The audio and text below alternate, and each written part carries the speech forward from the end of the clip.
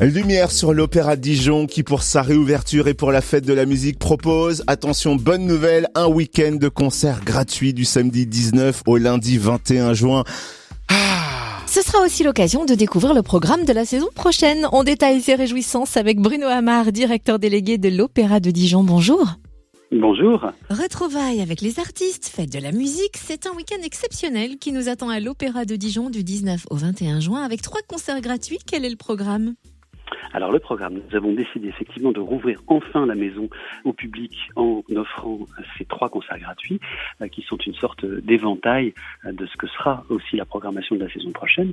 Un premier concert qui est samedi 19 juin avec Amandine Beyer et l'Incogniti pour un magnifique programme avec des œuvres de Haydn et de Bach, suivi le dimanche 20 juin d'un programme dont le titre à lui seul étant chanteur, c'est Amore Siciliano avec Leonardo Garcia Alarcón et les musiciens et solistes de la Capella Mediterranea que le public aura le plaisir de retrouver, qui ont souvent été présents à l'Opéra de Dijon et qui le seront aussi au cours des saisons prochaines, avec un florilège de chansons d'amour siciliennes qui vont alterner tristesse, joie, bonheur, donc quelque chose qui devrait, je crois, enchanter le public.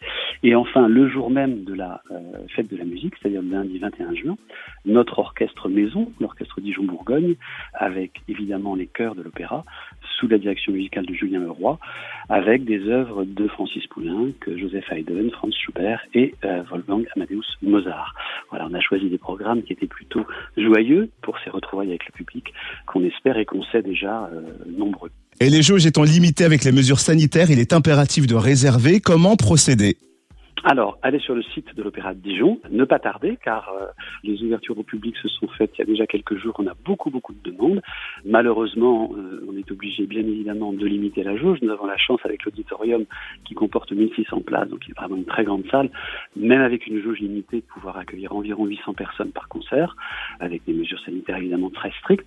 Et il est impératif, comme vous le rappeliez, de réserver. Il faut passer par le site de l'Opéra de Dijon, et la procédure est assez simple, elle est à suivre, et ça permettra à nos équipes de placer les spectateurs pour que toutes les règles sanitaires soient évidemment respectées. Vous disiez que ce week-end est un avant-goût du programme de la nouvelle saison. Est-ce que vous pouvez nous glisser quelques mots à ce propos, ou peut-être le thème phare qui va être suivi ?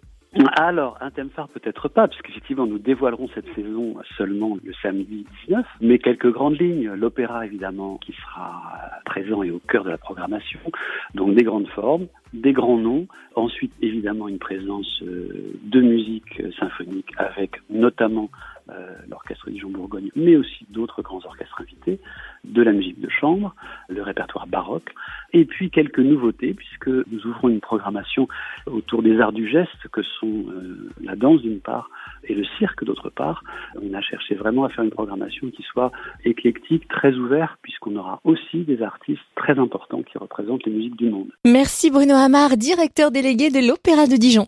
Et pour en savoir plus, rendez-vous sur opéra-dijon.fr.